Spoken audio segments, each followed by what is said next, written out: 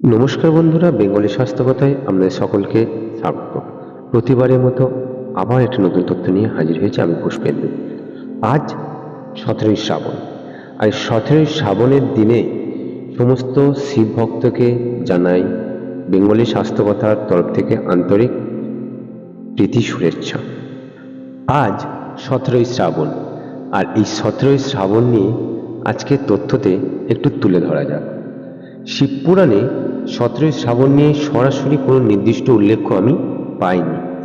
এই দিনটি কোনো বিশেষ তিথি হিসেবে আলাদা করে উল্লেখিত নয়, তবে 17ই শ্রাবণ যদি সোমবার পড়ে তাহলে সেটি শ্রাবণ সোমবার হিসেবে অত্যন্ত গুরুত্বপূর্ণ হয়ে ওঠে এবং এই প্রসঙ্গে শিবপুরাণ ও অন্যান্য শৈব গ্রন্থে বিশেষ কিছু গুরুত্বপূর্ণ বিষয় উল্লেখ করা যায়। শিবপুরাণে এবং স্কন্দ পুরাণ, লিঙ্গ পুরাণ এবং ইত্যাদিতে বলা হয়েছে শ্রাবণ মাসে শিবকে জল, বেলপাতা, মধু, দুধ, দই, ঘি, চিনি ইত্যাদি দিলে, অর্পণ করলে পুণ্য লাভ হয়। শিবপুরাণে বলা হয়েছে এই মাসে প্রতিদিন শিব পূজা করলে পাপ মোচন হয় এবং সকল কামনা পূর্ণ হয়। শ্রাবণ মাসে সমুদ্র মন্থনের সময় অহলাহল বিষ উৎপন্ন হয় এবং শিব তা পান করে নীলকণ্ঠ হয়। এই কারণেই শ্রাবণ মাসে তাকে বিশেষ কৃতজ্ঞতার সঙ্গে পুজো করা হয় এবং এই বিষের তেজ বা এই যে বিষের কষ্টটা সেটা লাঘব করার জন্য, শরীরকে শীতল বা ঠান্ডা রাখার জন্য এই এক মাস ভোর শিবকে জল অর্পণ করা যায়। যদি 17ই শ্রাবণ সোমবার হয় তবে এটি হয়ে ওঠে শ্রাবণী সোমবার ব্রত, যার ফল শিবপুরাণে বলা হয়েছে স্বয়ং কাশীতে এক রাত্রি শিব আরাধনার সমান। এবার জানব প্রসূন। অমাবস্যা ও পূর্ণিমা পড়ে, তবে এই বিশেষ তিথিতে শিব পূজার গুণ আরও বৃদ্ধি পায়।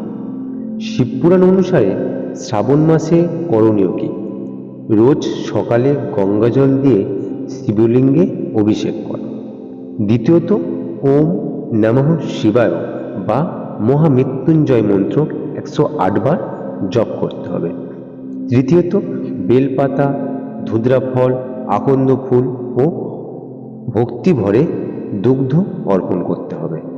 3, সোমবার ব্রত পালন করলে দাম্পত্য সুখ, সন্তান প্রাপ্তি, শত্রু নাশ হয় বলে পুরাণে বলা হয়েছে। ব্রহ্মচর্য পালন, অর্থাৎ এই সময় উপবাস ও সংযমে জীবনযাপন শিব পুজোয় ফল বৃদ্ধি করে।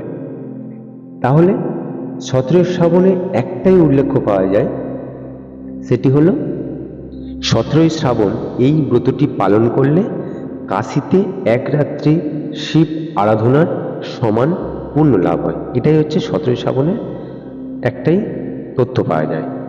এরপর জানা যাবে 17ই শ্রাবণ যদি নাগ পঞ্চমীর কাছাকাছি হয় তাহলে সাপ ও শিব দুজনকেই একত্রে পুজো করার একটি রীতি গ্রামীণ ভারতীয় হিন্দু ধর্মে প্রচলিত আছে। অনেক শৈব মঠ ও শিব মন্দিরে 17ই শ্রাবণ দিনটিতে বিশেষ রুদ্রাভিষেক অনুষ্ঠিত হয়, যদি দিনটি কোনো তিথি বিশেষের সঙ্গে মিলে যায়। তাহলে 17ই শ্রাবণ দিনটি শিবপুরাণে আলাদা করে উল্লেখিত না থাকলেও যদি এটি সোমবার বা অন্যান্য শিবতিথির সঙ্গে মিলে যায় তাহলে তা অত্যন্ত পবিত্র ও ফলদায়ক বলে মনে করা হয়। শ্রাবণ মাসের প্রতিটি দিনই শিব পূজার জন্য গুরুত্বপূর্ণ, তাই 17 তারিখের জন্য আপনি পূর্ণ ভক্তি ও নিয়মে শিব পূজা করলে মহা ফল লাভ হয়।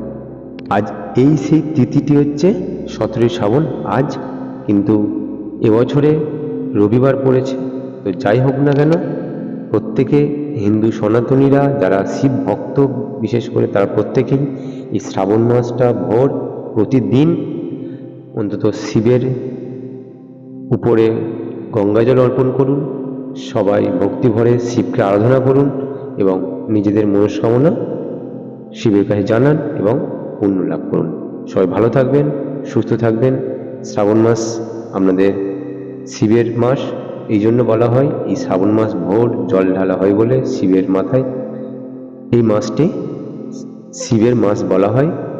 তো যাই হোক, সবাই ভালো থাকবেন, সুস্থ থাকবেন, এবং ভিডিওটি যদি ভালো লেগে থাকে তাহলে অবশ্যই কমেন্ট করে জানাবেন, এবং কমেন্টে কিন্তু হরে হরে মহাদেব লিখতে ভুলবেন না।